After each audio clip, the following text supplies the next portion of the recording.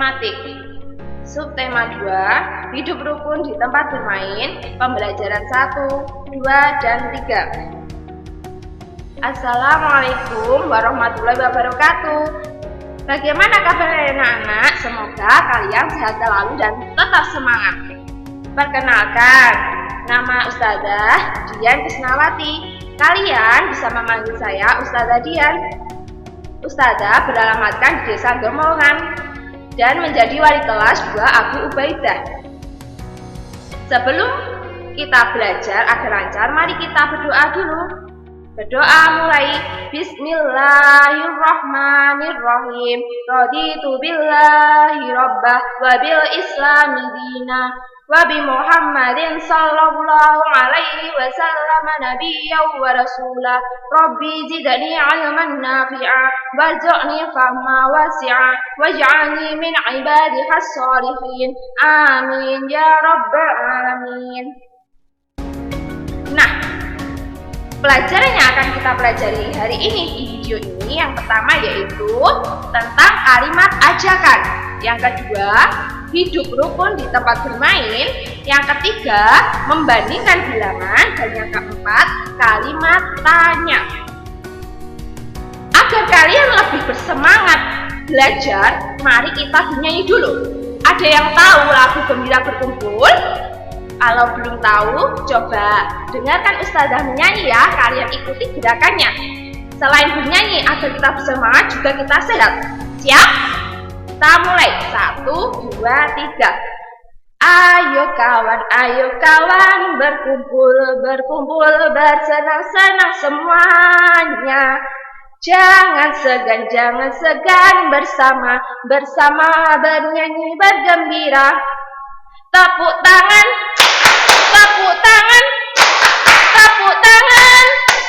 bergembira. Sekali lagi. Tepuk tangan, kita semua bergembira. Yeay, bagaimana? Sudah semangat?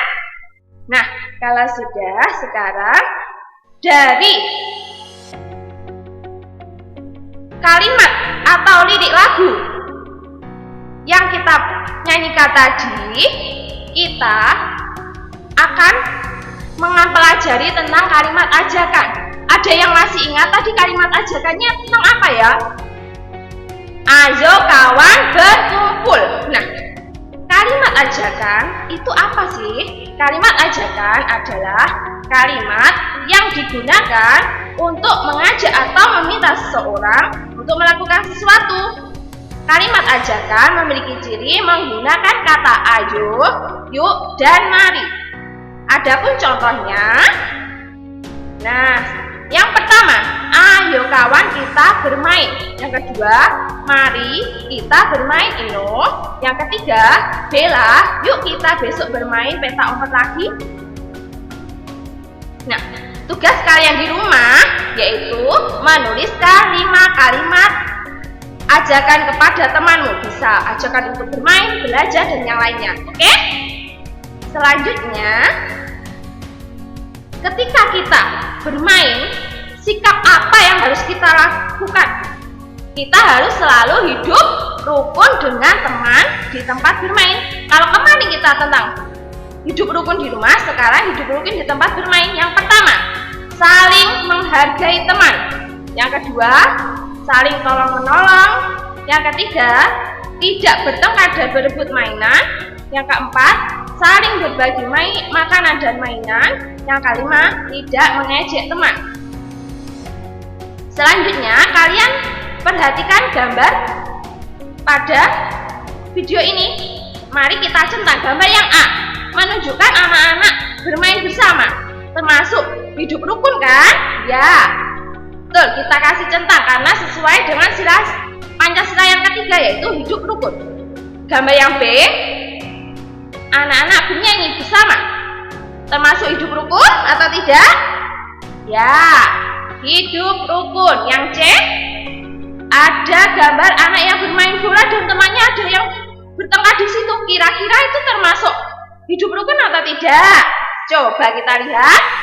Jawabannya tidak. Yang D, ada gambar anak-anak sedang menyanyi bersama. Bernari, menyanyi, bernari. Nah, itu termasuk hidup rukun. Pinter. Yang E, bermain bersama teman meskipun beda-beda, tapi tetap satu, bermainnya rukun, termasuk hidup rukun. Pinter. Yang F, anaknya sedang berebut, itu termasuk hidup rukun atau tidak? Jawabannya tidak. Pintar. Dari gambar tadi, jadi kalian bisa membedakan toh bagaimana hidup rukun dengan teman dan tidak rukun. Selanjutnya tugas kalian yaitu di rumah tuliskan masing-masing 3 contoh hidup rukun dan tidak rukun dengan teman bermain. Nah, sekarang kalian perhatikan gambar itu. Ada anak sedang bermain kelereng. Sekarang Ustazah akan bercerita. Suatu hari Vito mengajak Dino bermain kelereng. Mereka bermain di halaman rumah Dino. Vito memiliki 156 kelereng, sedangkan Dino memiliki 134 kelereng. Siapa yang memiliki jumlah kelereng paling banyak? Nah, bagaimana cara kita membandingkannya? Dengan cara membandingkannya yang pertama, bandingkan angka mulai dari yang paling kiri atau ratusannya. Yang kedua, jika angka ratusannya masih sama, bandingkan angka puluhannya. Yang ketiga, jika angka puluhannya masih sama, bandingkan angka satuannya. Sudah paham? Nah, sekarang kita lihat contohnya. Ada bilangan 274 dan 239. Kita bandingkan.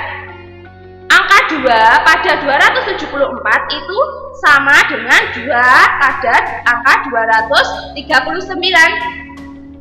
Yang membedakan yaitu angka 7 atau menepati puluhannya, yaitu bernilai 70 dan yang satu 30-an yaitu 30. Sehingga karena angka puluhannya berbeda yaitu 70 lebih besar dari 30, maka bilangan yang lebih besar adalah 274. Sehingga jika ditulis 274 lebih besar dari 239. Nah, selain tanda lebih besar tadi, berikut adalah cara membaca simbol perbandingan bilangan. Yang pertama,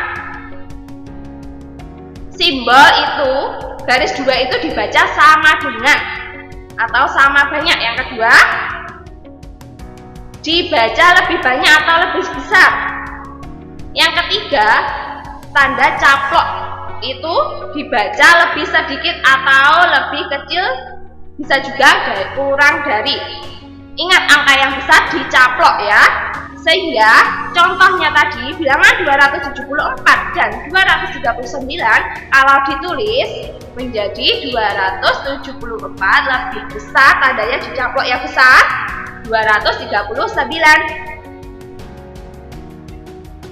Selanjutnya, tugas di rumah, jangan lupa nanti diisi tanda-tanda tadi kan, sudah mengenal toh?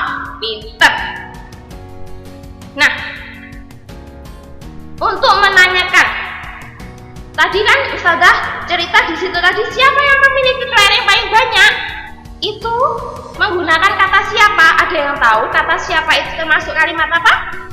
Termasuk dalam kalimat tanya. Kalimat tanya adalah kalimat yang digunakan untuk menanyakan sesuatu kepada orang lain dan mengharapkan jawaban. Kalimat tanya biasanya diakhiri dengan tanda tanya. Contohnya, ada beberapa kata tanya ya. Yang pertama, siapa? Digunakan untuk menanyakan nama. Contoh, siapa nama ayahmu? Siapa namamu? Seperti itu. Yang kedua, apa? Digunakan untuk menanyakan benda atau suatu peristiwa. Contohnya, apa yang sedang kalian lakukan? 3, kapan? Digunakan untuk menanyakan waktu. Contohnya, kapan kamu pergi ke rumahku, Ino? Nah, 4, di mana? Kemana? Atau dari mana? Dapat digunakan untuk menanyakan tempat. Contohnya, di mana kamu tinggal? Seperti itu ya. Yang kelima, berapa? Digunakan untuk menanyakan jumlah. Contohnya, berapa umurmu, Dina? Dari situ, ada yang masih bingung? Kalau bingung, coba dibaca bukunya ya. Nah, tugas kalian, buatlah 5 kalimat tanya menggunakan kata tanya apa, siapa, kapan, di mana, dan berapa. Nah, demikian video dari Ustazah. Semoga apa yang kita pelajari hari ini bisa bermanfaat dan barokah, sehingga untuk selanjutnya tugas akan Ustazah kirim lewat WA ya. Ustazah tunggu.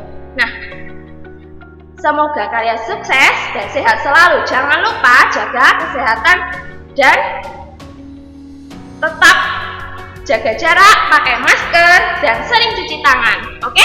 Terima kasih. Wassalamualaikum warahmatullahi wabarakatuh.